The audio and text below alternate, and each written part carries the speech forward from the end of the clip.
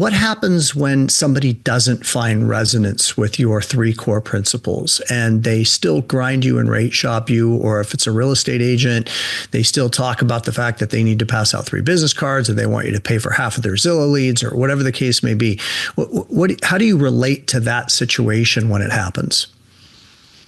I mean, that's just, it's going to happen, right? Like, I mean, I think there's enough clients like that. You could have the, again, perfect pitch, perfect stuff. I could say all this and I still get shopped, right? Like I ask for a win there, but like that still happens. It gets to a point where I either decide, hey, this is too much for me and I'm going to bow out, or I'm okay losing the deal and I'm not going to let it affect my energy, in the sense that, okay, hey, you're shopping me. Hey, here's what we can do. But I'm going to, again, separate the result from it.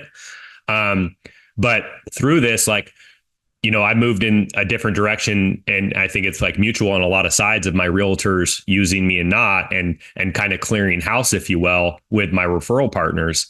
And now I have a chance to set expectations up front.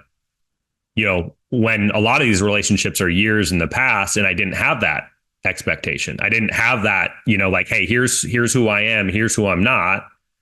Right. What are you looking for in a partner? What are you looking for in a lender? Like, how can I help you?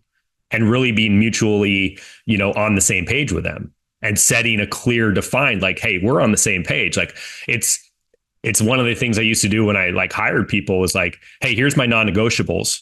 Here's our culture. Here's what we want. If you do these things, like, this is just not going to be a fit for us. Don't tell me what I want to hear. This is more of your decision, accepting what we're going to be, because we're going to find out in 3 months, right? We're going to find out if you are this person, or if you're not. And so let's get on the same page. Let's set proper expectations so we can go forward. That's with the client. That's with realtors. That's with all this kind of stuff. And so it's just allowed me to like be very more upfront, again, transparent.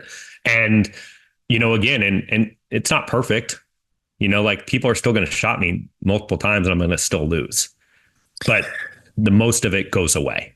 Yeah, I think that the beauty of what you're sharing here is that a lot of times I find that in sales, we underestimate, especially when the product that we're selling is us, which is the case here in mortgages, we can greatly underestimate the importance of the relationship with ourselves.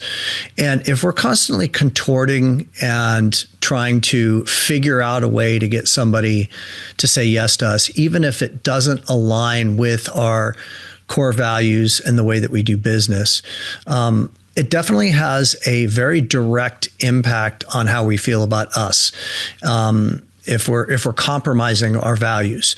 The other part of it is, so the inverse to that is that if we are staying true to us, then it has a very opposite impact on our relationship with ourselves. We are showing up in a way to where we're proud of ourselves. We're showing up in a way to where we like who we are.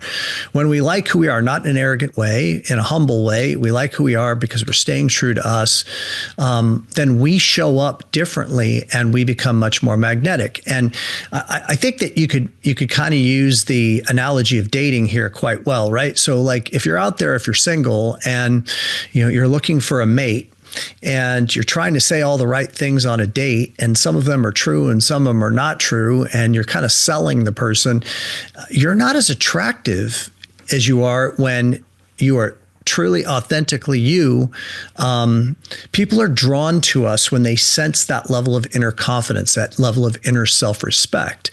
So I'd love for you to comment on that. Do you feel like you're seeing people that are more drawn to you? Is that an aspect of this, that people are more drawn to you because you're staying true with who you are? Yeah. And it's easier to make connections for me. Like, I haven't really had a hard time making connections. Again, the high, like, I'm just going to go out and I'm okay in social settings and these kind of things and making connections. But it's just like,